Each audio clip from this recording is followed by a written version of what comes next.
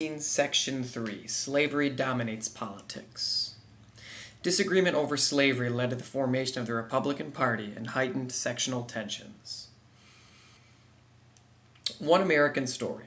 Joseph Warren, editor of the Detroit Tribune, wanted the Anti-Slavery Party of Michigan to join forces. In 1854, his newspaper pushed them to unite. A convention should be called irrespective of the old party organizations for the purpose of agreeing upon some plan of action that shall combine the whole anti-Nebraska, anti-slavery sentiment of the state upon one ticket. Detroit Tribune. By July, anti-slavery politicians from various parties, including the Whig, Free Soilers, and some Democrats, had settled their differences. On July 6, they meant to form a new party to concentrate the popular sentiment of the state against the aggression of slave power. In memory of Thomas Jefferson, they called themselves Republicans. In this section, you will learn why the Republican Party was formed and how it changed American politics in the 1850s. The Republican Party forms. The creation of the Republican Party grew out of the problems caused by the Kansas-Nebraska Act of 1854. The law immediately caused a political crisis for the Whig Party. Southern Whigs had supported the bill for the same reason that the Northern Whigs had opposed it. The bill proposed to open new territories to slavery. There was no room for compromise, so the party split. The Southern Whigs were destroyed by the split. A few joined the Democratic Party, but most searched for leaders who supported slavery and the Union. The Northern Whigs, however, joined with other opponents of slavery and formed the Republican Party. The Republicans quickly gained strength in the North. Bleeding Kansas was the key to the Republican rise. Many people blamed the violence on the Democrats. With the 1856 elections nearing, the Republicans believed that they had an excellent opportunity to gain seats in Congress and win the presidency. The Republicans needed a strong presidential candidate in 1856 to strengthen their young party.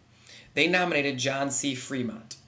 Young and handsome, Fremont was a national hero for his explorations in the West and earned him the nickname the Pathfinder.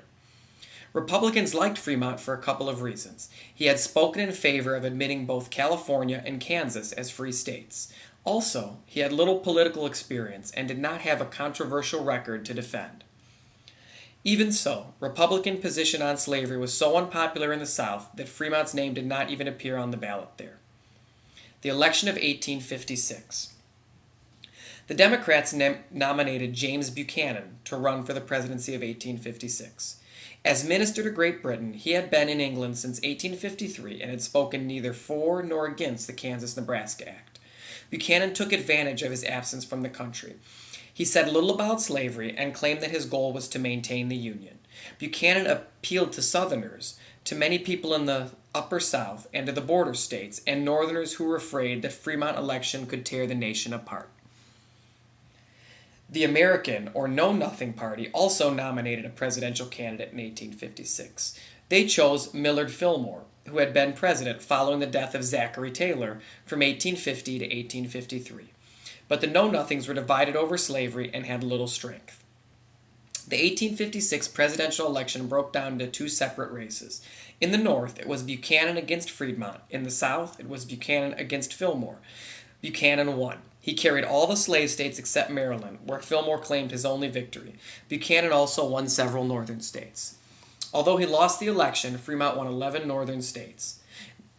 These results showed two things. First, the Republican Party was a major force in the North. Second, the nation was sharply split over slavery. The case of Dred Scott. The split in the country was made worse by the Supreme Court decision in the case of Dred Scott. Scott had been a slave in Missouri. His owner took him to live in territories where slavery was illegal. Then they returned to Missouri. After his owner's death, Scott sued for freedom. He argued that he was a free man because he lived in territories where slavery was illegal.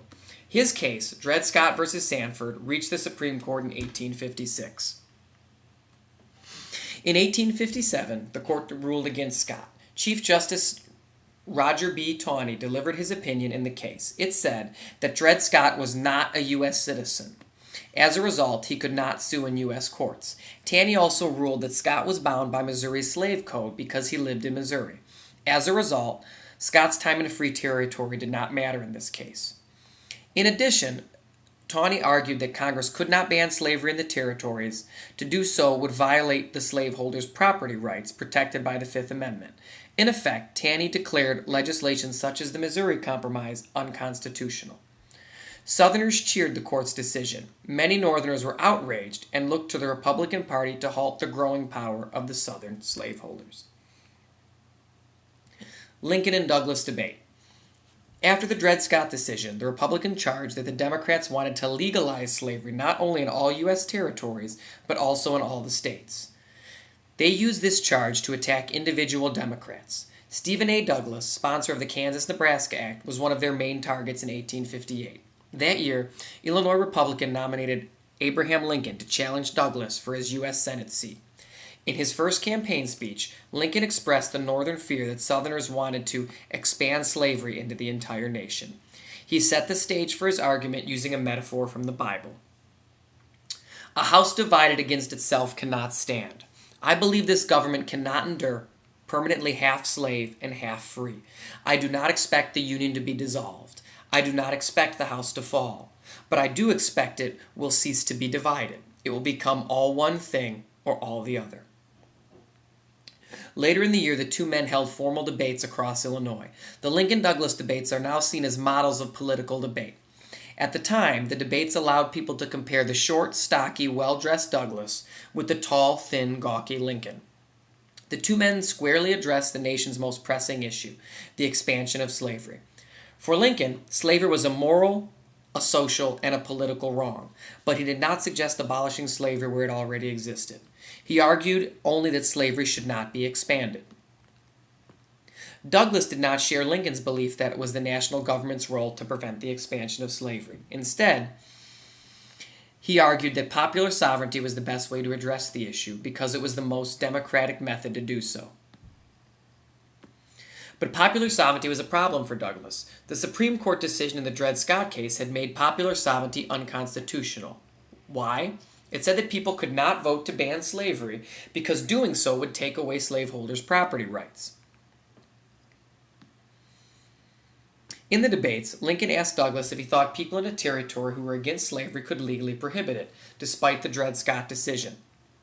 Douglas replied that it did not matter what the Supreme Court might decide about slavery, because the people have the lawful means to introduce it or exclude it as they please. Douglas won re-election.